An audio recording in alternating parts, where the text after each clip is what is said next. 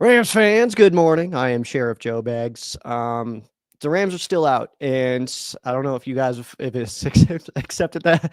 It still hurts, still sucks. We're still here to talk about it. So I'm Sheriff Joe Baggs. This is Tuna and the Sheriff. That's Tuna. What's up, man? Good morning. Welcome to the Rams therapy session hosted by the Sheriff, where if you are upset and you can't find your emergency exits on your way to Cabo, we will help direct you. If you need Wi-Fi passwords, make sure to ask your nearest Eagles or 49ers fan because we're all together on vacation. How are you doing, Yeah, Sheriff Joe Baggs? We're weekend. we are, man. We're getting there. I don't think it's fully settled in yet. Rams House told me that he watched the mic'd up or whatever for this game, and he was like Uh, that. He's like that hurt so bad, and I was like, "You're watching that way too soon, dude." It's like, come on. It's like you can't just pour that alcohol right onto that brand new wound, man. That's tough business, man. So we'll get there, man. We'll I'm get like I'm like a petty, jealous ex-girlfriend where like anything Super Bowl related, I'm like, ugh, that's who they're with now. there. I She's don't know. ugly. I don't know too, if I'm just being bitter, but like the fact I'm very vocal about hating the fact that when teams do same color jersey and pants, and both teams are doing that, and so I was already like, yeah. And then you see all the stupid Yeah. patches on the jersey, and it's like, God, what are we doing? And it's like I don't know if I'm just being I bitter hate them. or or if it really does look No, stupid as hell, which I do. dude, That. I would have been so pissed if like you're imagine you're so excited to see the Rams play. You're like, oh my god, like Yeah. all the hype, all the media, and they're like, oh, here's the official uniforms, and you get like 18 different patches and they're hideous. I'd be pissed. I'd be like, look what they done to my boy. For What did real. they do to Stafford? It's like Imagine Stafford with look like a fucking NASCAR that's sponsorship. literally what I said today. I was like, "What is this, NASCAR?" I was like, "This is absolutely absurd." That USA patch looks absolutely ridiculous. And this is one that I was not saying vocally because the Rams were still in the running, but this is also the worst Super Bowl logo probably ever. I hated this one, so I think it looks terrible. I think it's a rough logo. So yeah, I don't know. Again, back to my original comment. I don't know if I'm just being bitter because the Rams aren't in it, or if this actually really does Here, look so just in stupid. case, just in Yeah. case everyone hasn't seen it. Oh, and you had to use Uh, them what, too. what, what we're talking about? Yeah, I know. Hide your eyes. Yeah. Like we are like I already drew a line. I was pissed when the NBA started doing this more and more. It still irritates me. Like seeing the big Amika thing on Celtics jerseys is frustrating. Look what they're doing. Like this is a testing ground, Yeah. so that way they can start doing it more and more because we all know these super small family businesses of these NFL teams, they need every dollar they can get. Um, they need these advertisements, guys. So it's going to become NASCAR. They're It going to have stuff on the back at some point too. it is. I actually said that when the Rams introduced these new uniforms and that little patch on the side. I was like, "Oh, Uh huh. this is us. This is them getting us used to seeing something on the front of the jersey off to the side." Absolutely. That was like my first thought was like, "Oh, that's gonna say IKEA or Best Buy at some point because the colors will match and like and it'll just work, you know." So yeah, but Yeah, this is weird. I I don't saw know. the I'll be honest, man, the time of Cooper Cup stuff that hurt my feelings the most is literally when the NFL posted him in his Seahawks Super Bowl jersey next to him in his Rams Super Bowl jersey, and I think that's like the first time that I was like, "Oh my god, Cooper Cup is gone." Like, it took all the way. We played him 3 times this year. It took all the way till this for me to be like, "Oh man, I love Cooper Cup." Like, so that's where I'm at this morning. So that's fun.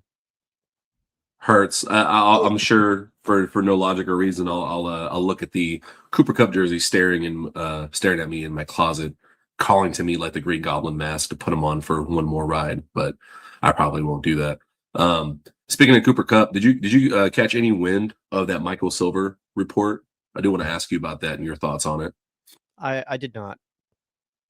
Michael Silver, known Los Angeles Rams hater. I don't know what his deal is. I don't know why he hates the Rams so much because this is the same guy who, ever since the Goff trade, he's just like poked the bear every chance he can get.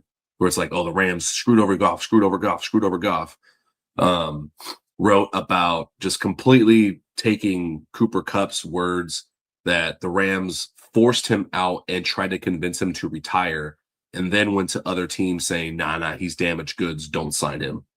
That's what Michael Silver is reporting. Of course, his article has no quotes from the Rams organization, no sources from the Rams side. It's one-sided, taking thoughts and opinions from Cooper Kupp's camp, which is wild.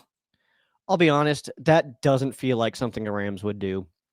Yeah. I mean, and I don't know the inner workings. It could be this evil empire that's run by Tony Pastors and Les Snead and Kevin Demoff and those guys. They could be putting on this crazy front or something like that we don't understand, and they're like just out to get everybody. But covering this team for as long as I have, following this team for as long as I have, none of that feels real. None of like the report of the Rams saying to other teams, "Don't sign him."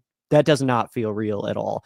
I could see that being like if Kyle Shanahan was like asking Sean, like, "Yo, what's up with Cooper?" Like, "Nah, man, you don't want him." And as like I don't want to go against him twice a year. Don't do that to me. Like, I could see that more realistically than I could see them being like, "No, you don't want him, guys. He's a bummer." Like, I don't know. Doesn't feel real. The only time I would, if I am literally Sean McVay 1-for-1, yeah, if Mike McDonald or Kyle Shanahan are calling me, asking me about my like guy who should be retiring as a Ram, hey, how is he really? Yeah, I'm gonna fucking say, oh no, man, he's terrible. I don't want him in the division. I could see that. Like, yeah, of course I would tell the Seahawks, no, don't sign him because I don't want you to. Yeah. Because look, but yeah, I think people are riding the wave. There's confusion between even when I was saying how the Rams have made questionable decisions, including the Ernest Jones thing. I think these are always separate cases. I don't think that it's a I still don't think they handled that properly. I know the Rams, especially Sean McVay, he gets like word vomit, and they don't handle post transactions very well. Kind of puts his foot in his mouth, but I don't think they have like bad intentions. I don't think they're ill-willed. I don't think that's a thing at all. And again, we just don't know the full story. As far as the Cooper Kupp aspect goes, we do kind of feel like it's true that he didn't want to go, and we were like, it's time. Like that feels real. Yeah. That totally checks out. The Ernest Jones stuff, what I'm going to guess, and this is purely a guess, I don't have any inside knowledge here. My guess is that he asked for a number. He asked for money and was like, hey, I'm a captain. I'm your green dot. What's going on here? What are we doing? Because at that time that he was traded too, it was about time where you would expect that negotiations would maybe begin, something like that. So I'm guessing that he kind of went in and with a number that was so not in line with the Rams, and instead of just letting him play out his contract, they tried to recoup something. And I know that they didn't get much for him, but also the timing of the trade was just like, there has to be something like that. And maybe it's not a money thing. Maybe there was something else. Maybe he was asking for something. Maybe the Rams were trying to get him to do something and it was just not there. But trade him to the Tennessee Titans, like out of nowhere, seemingly. And I mean, that one, what I can confidently say is just, we do not know and probably will never know exactly what happened there. What we do know and we can confirm is Ernest Jones hates us. And I mean, is that reasonable? Probably. I mean, I've always been an Ernest Jones fan. I always liked him. I have nothing bad to say about him. I wish that I didn't have to see him smoke a cigar while celebrating a win over the Rams to go to the Super Bowl. That hurts my feelings. But other than that, he's a great player, man. I mean, I wish he was still here. Can you imagine if our combo was Jones and Landman? I mean, that wouldn't have happened because if Jones is still here, I don't think we get Landman, but I can dream, right? But that's the whole, like, it's all tied together. The Ernest Jones thing, I agree that we will never know, not until like Ernest Jones is retired and in 10 years he just like is on a podcast and tells what happened. I think at some point it comes out. I don't think the frustrating part is even if he wanted money, like you mean to tell me what was he going to hold out? Okay, you didn't have him anyways. Like you didn't even try. Like, was there really going to be a holdout? Were you worried about his injury? Like he was playing just fine. And the fact you traded, like, if he was going to ask for such a big number, and you only got that for trade compensation. That like it just doesn't add up and how quickly it happened. Well, And then dumping him to the Tennessee Titans is yeah. insane to me. Well, And that's the then I thing. know It Moody may not had have a been money. comment. That's what I'm saying. It may not have been money. I'm just spitballing Yeah, here. I have my own theories. That's for another. It's for another like its own episode. But Moody's comment in here that he got traded twice in one season. I don't think that's really on Jones. That's like timing. The Tennessee Titans were in sell mode, like they were doing a fire sale, and Jones was like, he just Honestly, got there, so they have no allegiances to him. And if I'm Ernest Jones' agent, and I no, if I'm Ernest Jones, I'm telling my agent, hey, if an NFC West yes, that's team what I wants to was. trade for me, yeah, you pick up that call like Well, right away. that's what I was Like gonna of say. course, Was going to the Tennessee Titans and very realistic at some point there. It's like, hey, we're selling. We're not hitting this hard kind of thing. And I'm sure that Ernest Jones maybe like send me to an NFC West team. It's like they didn't put a poison pill yeah, in that trade. It's like the Cowboys with Micah Parsons. They have a thing in their trade deal with the Green Bay Packers that the Packers are not allowed to trade Micah Parsons to an NFC East team within X amount of years. Otherwise, they get picks back. yeah, So it's like yeah, one of those. We didn't do that. We didn't put a poison pill in our trade. So we could have. We could have said, hey, you can't trade him to an NFC West team. Simply put, and then like who knows? But it's very realistic that Ernest Jones was like, I didn't want to leave there. I'm mad at them now, and I want to go kick their ass. Like I think that that's totally realistic. yeah. I don't know, man. It sucks when you are like pay too much attention to a team, and then you see like the interpersonal relationships like get strained because these guys all know each other for years. Football is just an emotional sport. Um, it's just ah, I hate it. Yeah, but that's I also hate it. the It's whole thing of imperfect. it. And I say it all the time, and I still stand by it, man. Players come and go. The Rams are forever. You're not going to keep a team 100% year to year. That's not feasible. It's not realistic. It's also not how you build a winner. Why would you want every single person back when you didn't, go all the way? It's like from this year. It's like I love this football team. The 2025 Rams is one of those teams that I'll kind of remember in a certain way, but I want changes because we weren't good enough this year. So like, and there's going to be players. I like guys like Kobe Durant. I think he's cool as hell. Do I think he should leave? Yeah. Yeah, I do. I want to get better. Like, you know what I mean? So I'll rock with the next guy just as hard. So that's kind of where I'm at with it. And yeah, Cooper Cup. I mean, we all loved Cooper Cup, but let's call it what it is, man. He had one absolutely insane year, and the rest were pretty good. This year, they want to talk about like, oh, he's in the Super Bowl again, and all this stuff. He also ended with the second least receiving yards in his career, only behind 2018. So it's not like he's out there, and JSN obviously is a big factor of that, but it's not like he's out there being the reason that the Seahawks are in the Super Bowl. You know what I mean? So I don't know. Yeah. There's a lot happening here, but oh yeah. Since you had just brought up wanting this team to get better, Yeah. figured I'd bring this up since we had a little bit of time. Here's a list of projected free agents. Obviously, this could change at a moment's notice. They could decide, hey, we'll bring this guy back on a 1-year deal. Hey, we'll sign this guy to a futures contract. But um, any names that stand out here where you say, hey, they absolutely need to bring this player back, or absolutely need to just not even look at him, upgrade the position. And then we'll talk about there's some guys still on rookie contracts who I want to ask you about too. Yeah, so I actually did my full segment on who stays, who goes. That standalone video Mhm. will be out tonight on Ram Showcase on the YouTube channel. But I did do that. It's part of this most recent episode that I did that got published yesterday. So I've got all my picks in there. But as far as your list here, I mean, I don't know. How do we want to do this? Because I could fire off rapid fire just down this whole list. How do you want to go? Go down the whole list. Hit me. Tutu Atwell, he's got to go. Cameron Curl absolutely needs to stay. I think that that's a big one. Kobe Durant, I feel like he just goes. Not really any major desire to keep him. Jimmy Garoppolo, no reason not to bring him back. QB2 didn't even throw a pass this year. Might as well if we're going to keep Stafford. DJ Humphries, when he came in for AJ Jackson, did not look great. So I'm going to say that he goes. Just doesn't necessarily fit in for depth. Darian Kendrick, no reason to keep him. We already tried. Would you say about Humphreys? He can Yeah, go. no. He's out. Yep. Okay. Getting older, and I think that we have a youth movement for our depth on the offensive line. which also you can mark out David Quesenberry on that as well. Okay, if I'll keep you on red here. Give me Ronnie Rivers. I don't think he returns. And I think he Akello comes back. Witherspoon. I We've think already Ronnie cut him, Rivers man. comes He back. came back last year, and then now we have Jarquez Hunter. So we got 3 backs. I don't think that he would want to come back. And then those other ones, like I said, Curl, I think he should return. Garoppolo, no reason not to bring him back. Roger McCreary is somebody I do think the Rams will want to try to keep around in that secondary, especially considering he was getting those late starts. Jake McQuaid, if he doesn't retire, I think he stays. And then Troy Reeder, there's just no evidence that the Rams want to move on from Troy Reeder.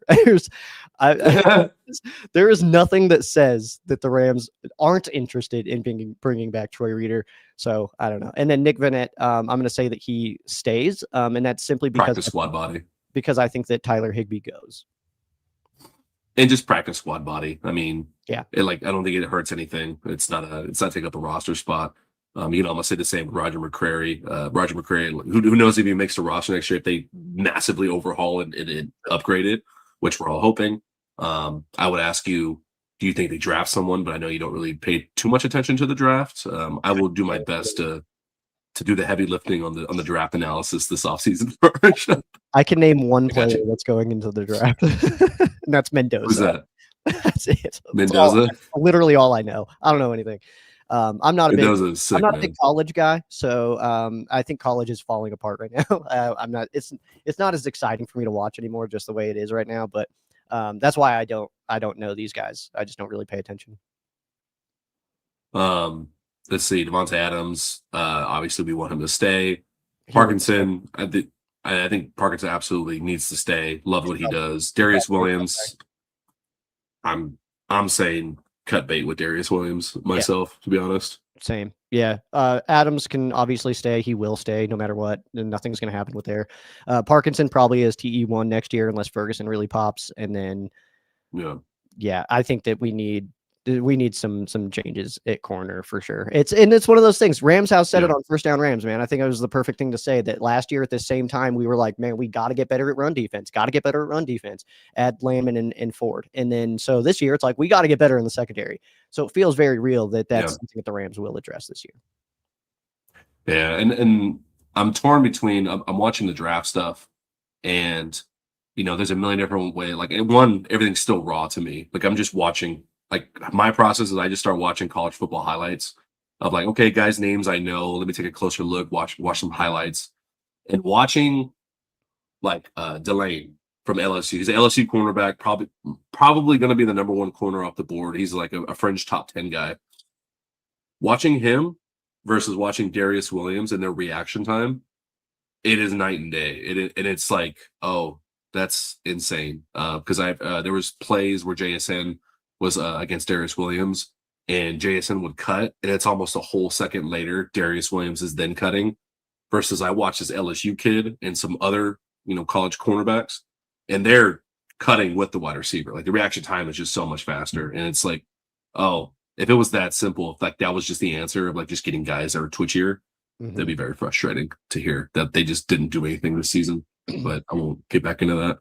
Well, and it's like, I mean, my actual like on-field experience is extremely minimal, but I remember when I was in high school playing, and I was corner and wide receiver, but I was more of a wide receiver. But there was like this moment where I'm we're just running some routes, so like that. I'm on defense, and the coach comes up to me and he goes, "Where are you looking when at the wide receiver?"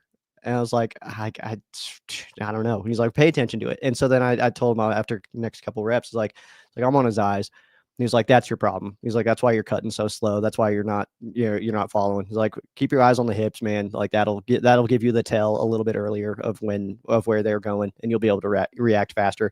First rep was like a massive difference in just seeing that. So it's like, it could be something so simple too. And I know that these guys are pros, and he probably knows certain tricks to stay on a wide receiver, but it's also one of those things. Sometimes you need to be reminded of certain things. Sometimes you get a little too into the weeds of of trying to figure out what play they're running and stuff like that, and you kind of forget your fundamentals. And that's literally a comment all the time of like, don't forget your fundamentals, because I think that when you get to the NFL and it gets so in depth, you can lose sight of those most basic things. And I think a lot of our corners did that. I think that Forbes went through waves of that. I think that D Will this whole season was just kind of like, he's better than this. What's going on here?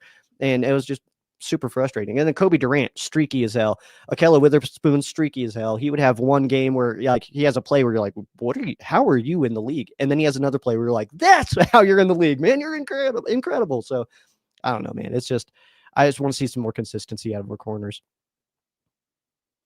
No, yeah, and I do think a large part of it is coaching, if not just 50-50. And it's funny, Rams legend Adam Archuleta was on Twitter breaking down film. He was actually going through the secondary, trying to figure out the same thing. Like, is it players or is it scheme?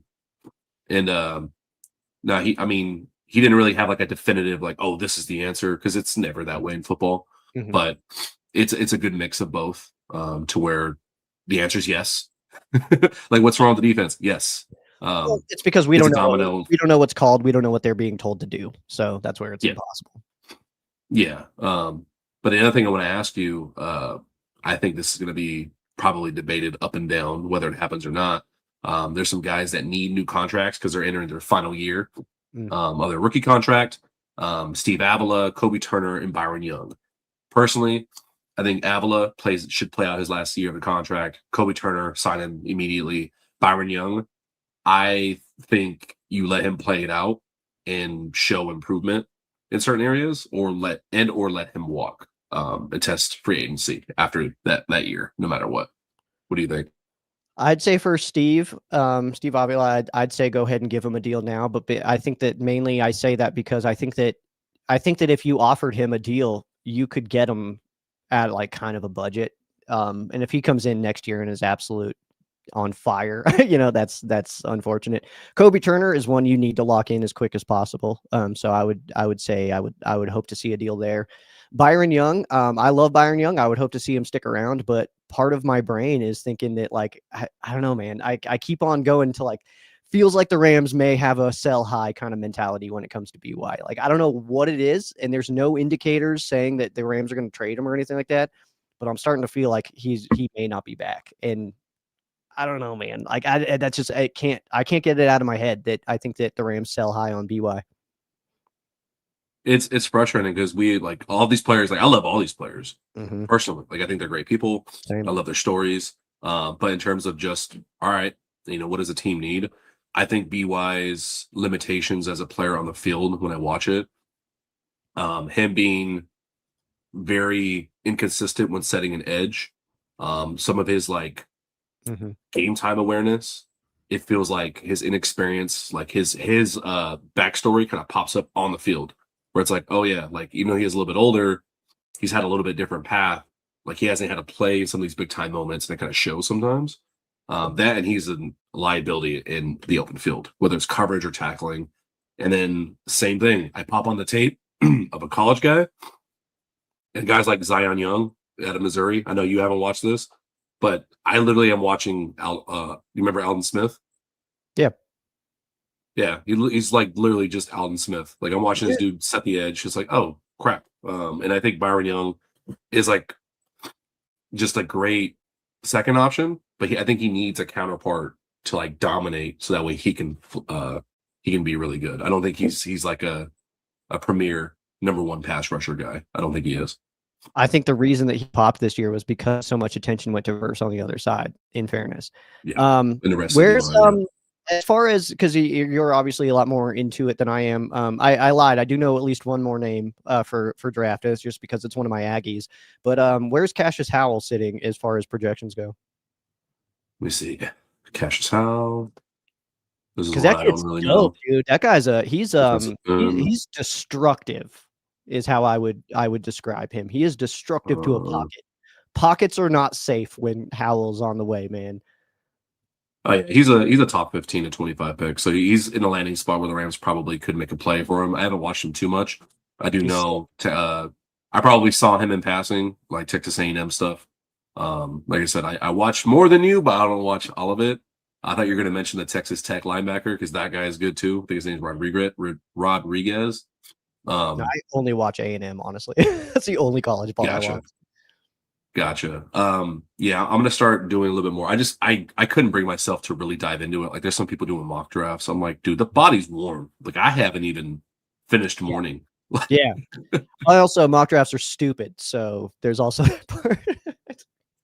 Yeah, it's all pretend and make believe, and it's very fun. But I will be diving into more of like individual players, and if you want a silver lining, it is a little bit fun this year because I think the consensus amongst Rams fans is overwhelmingly go defense in the first round, if not for both picks, but take best player available, which is something the Rams seem to never do. One, they never have first round pick, but BPA, best player available. Doesn't matter if you need the spot, just get the best guy if he's generational and because he's a playmaker on the field, you'll figure it out one way or another.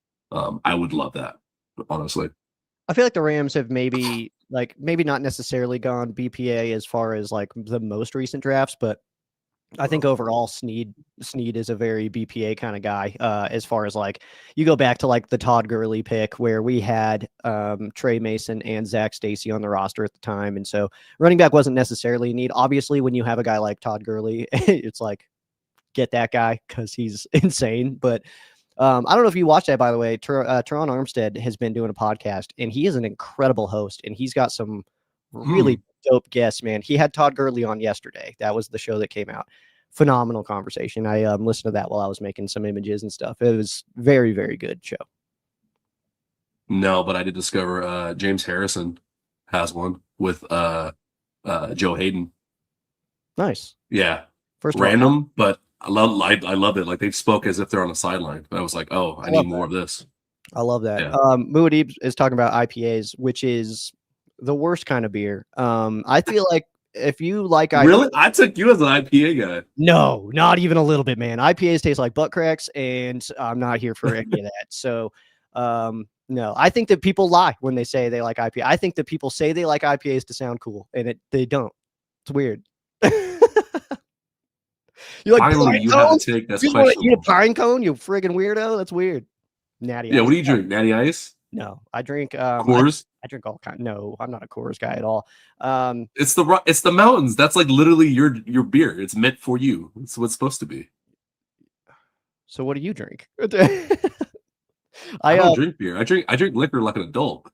Okay, first of all, that's you don't know liquor at all. I'm from Stockton, so Hennessy and pineapple was a go-to for me. I'm a Scotch guy. Oh, you put stuff in your alcohol? That doesn't count then. I'm a Scotch guy. Scotch, neat. Glenlivet. That's the number one. It's not a psychopath. What are you talking about? Yeah. Dude, whatever. I don't know. You don't know. But yeah, I drink all kinds of beers. Pacifico is usually on game days or Modelo's or something like that. Something for quantity beers, you know. Try to toss some back when I just want 1 billion of them. 1 million beers, please. Yeah. Fade out to beers. All right. I'm good with that. I'm good with that, man. We can do that. Yeah. We can do that. Let's go. What do you got? So your mood. I get first round pick. I'm gonna keep it real simple, real easy. Barbecue, California. Give me Modelo. Modelo with a lime, dude. Barbecue. Don't give me the lime. I'm limeless in my beers, but I'll piggyback that and just go Pacifico because if there's Modelo, there's probably Pacifico too. One of my favorite cut beers, Michelob Ultra. Okay, fair enough. If I'm just lounging, just give me a Miller. Give you a Miller. Yeah. To please Muad'Dib because he is right. When it's a special occasion, when it's not just a Saturday, but it's a quinceañera, Modelo Negra. He spiced it up a little bit. Like, oh, we got the Negras in? Yeah. Oh, man. That's awesome. You know what? When I'm feeling real crazy, and I'm just trying to show off maybe a little bit, give me an Arrogant Bastard. You picked the worst ones too. Like at least say like say a Pliny the Elder. Say Space Dust. See, I know IPAs, just they're not that good. They're bitter. Okay. I don't know what the hell that has to do with this, but maybe I'm joining you. Yeah, dude, IPA